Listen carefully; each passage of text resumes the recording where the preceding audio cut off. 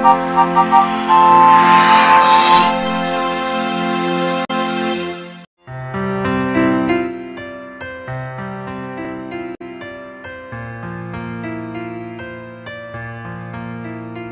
પ્રાચીન કાળથી ખેતી માટે પુરવઠો ટકાવી રાખવા માટે જમીન અને પાણી આવશ્યક મૂળભૂત તત્વો બન્યા છે.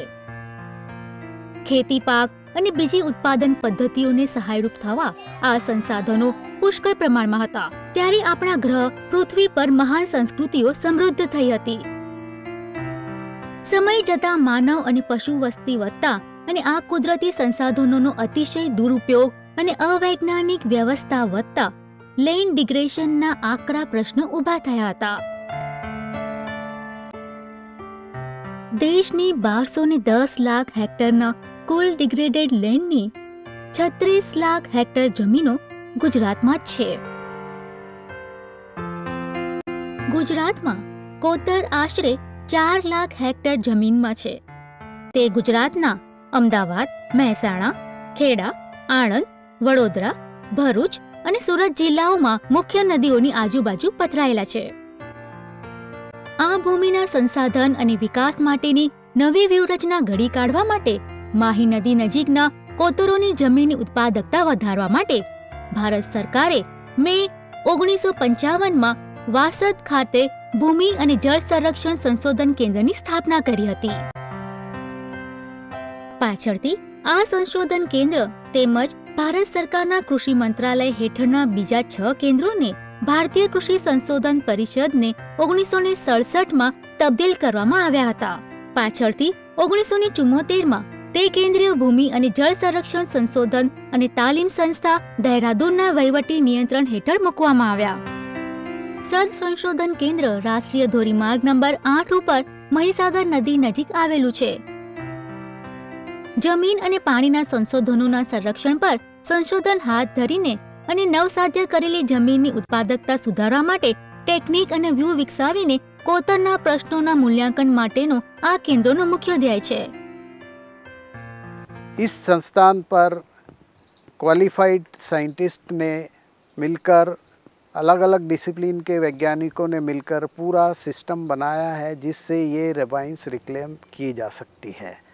સંશોધન કેન્દ્ર પાસે કોતરની અગરગ્રસ્ત જમીનોમાં 139 હેક્ટર વિસ્તારમાં માહી નદીના જમણા કાંઠા પર વરસાદ આધારિત ખેતી અને કૃષિ વન નિર્માણ પદ્ધતિઓ પર સંશોધન અને નિદર્શન હાથ ધરવામાં સંશોધન ફાર્મ છે.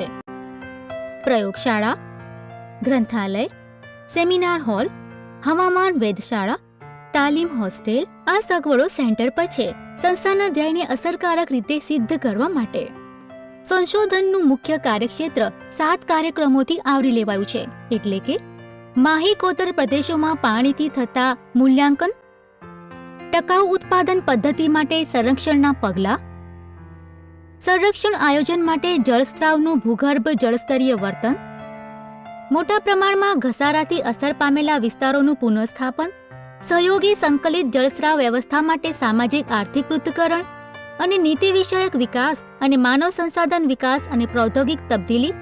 આ કેન્દ્ર કોતરને આગળ વધતું અટકાવવા અને તેને નવસાધ્ય કરવા માટે તેમજ માહી કોતર પ્રદેશોમાં વરસાદ આધારિત ઉત્પાદન પદ્ધતિની ઉત્પાદકતા સુધારવા પ્રૌદ્યોગિકી વિષયક વિકલ્પો વિકસાવ્યા છે અને તેનું મૂલ્યાંકન કર્યું છે. આ કેન્દ્રે ગુજરાત રાજ્યની જમીન ધોવાણની પરિસ્થિતિ અને જમીન ધોવાણ સહન કરવાની જુદી જુદી મર્યાદાઓના નકશા તૈયાર કર્યા છે. આ નકશા દર્શાવે છે કે પ્રમાણમાં સરેરાશ ઓછો વાર્ષિક વરસાદ પડ્યો હોવા છતાં પાણીથી થતું ધોવાણ આ પ્રદેશોને ગંભીર પ્રશ્ન છે. વર્ષો જતાં સંશોધન કેન્દ્ર બગડી ગયેલા કોતર વિસ્તારને નવસાધ્ય કરવા માટે અને તેની ઉત્પાદકતા ઉપયોગિતા માટે સંખ્યાબંધ આર્થિક રીતે પરવડે તેવી સંસાધન સંરક્ષણ ટેકનિકો વિકસાવી છે. We are working through village institution for ravine reclamation, and this ravine reclamation we are collaborating with Central Soil and Water Conservation Research and Training Institute based at Vasad. Mainly the technology has been given by the Vasad center and we are implementing through village institution in this Mahi ravines. જમીનના વારાફરતી ઉપયોગની પદ્ધતિમાં સરગવા આધારિત કૃષિ બાગાયત પદ્ધતિ તેમાં સરગવા સાથે મગ અને તેની પછી વરિયાળી એ અગાઉની તમાકુ વાવેતરની પરંપરાગત એક પાક પદ્ધતિની સરખામણીમાં ખૂબ જ આર્થિક રીતે ફાયદાકારક જણાયેલ છે। આ પદ્ધતિથી આશરે 70 થી 100% સિંચાઈનું પાણી બચે છે, જમીન સમૃદ્ધ થાય છે અને 2 થી 4 ગણી જમીનોની ઉત્પાદકતા વધે છે। કોતરની તળ જમીન અને બાજુની ઢોળાવવાળી જમીનોને રક્ષણાત્મક સહ ઉત્પાદકતા ઉપયોગ કરવા માટે વાંસ અને અંજન ઘાસનું વાવેતર આર્થિક રીતે અસરકારક માલુમ પડ્યું છે। આનાથી જમીનોનું ધોવાણ વાર્ષિક હેક્ટર દીઠ 20 ટન હતું તે ઘટીને હેક્ટર દીઠ 1 ટન થયું છે અને કોતરના ઢાળવાળા વિસ્તારમાંથી હેક્ટર દીઠ લગભગ 6 થી 8 ટન લીલો ઘાસચારો અને હેક્ટર દીઠ 10 ટન ઘાસચારો વાંસની લાઈનો વચ્ચેની જગ્યામાંથી મેળવ્યો છે। સ્થાનિક સ્થિતિના આધારે 7મા વર્ષની આગળ વાંસના જૂના કલ્પમાંથી વાંસ દીઠ 30 લેખે વર્ષ દરમિયાન હેક્ટર દીઠ રૂપિયા 6,000 થી 27,000ની આવક થાય છે।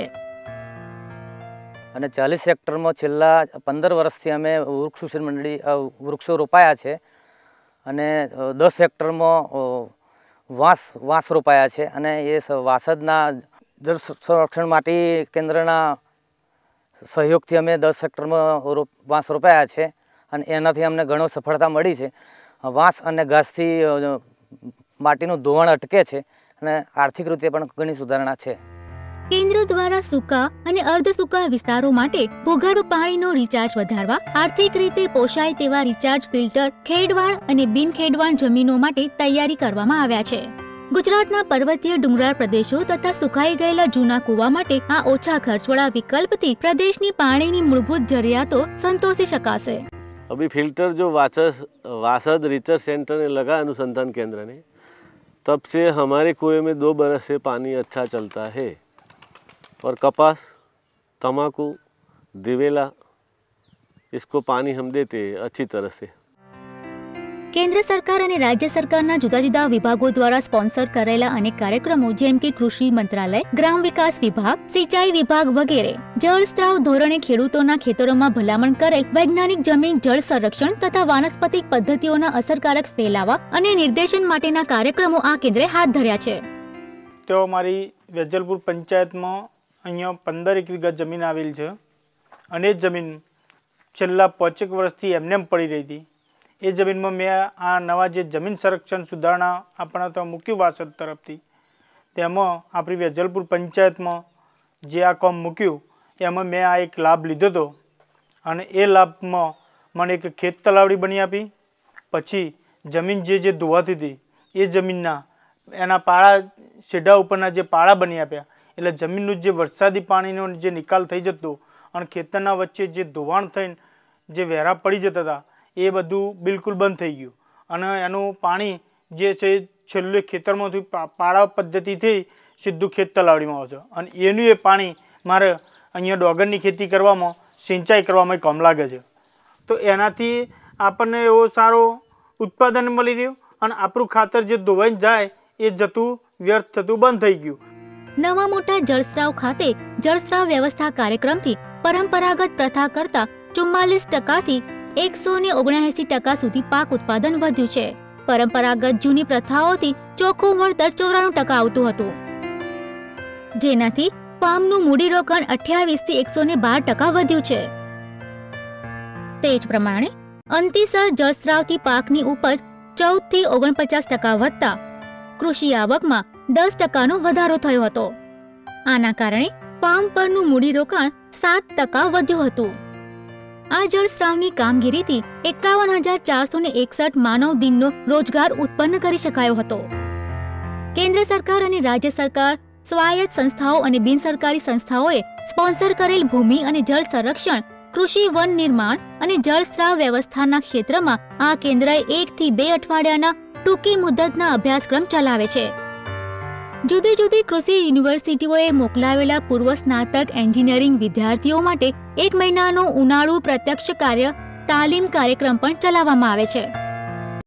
સંશોધન કેન્દ્રે રાજ્યની કૃષિ યુનિવર્સિટીઓ અને બીજી સંશોધન અને વિકાસ સંસ્થાઓ, વિકાસલક્ષી ખાતા, બિનસરકારી સંસ્થાઓને કન્સલ્ટન્સી સેવાઓ પૂરી પાડીને જળસ્ત્રાવના આધારે સંસાધન સંરક્ષણને પ્રોત્સાહન આપવા અને ઇકો પદ્ધતિ જાળવવા માટે આ પ્રદેશોમાં કામ કરતી બીજી એજન્સીઓ સાથે સહયોગ સાધેલ છે.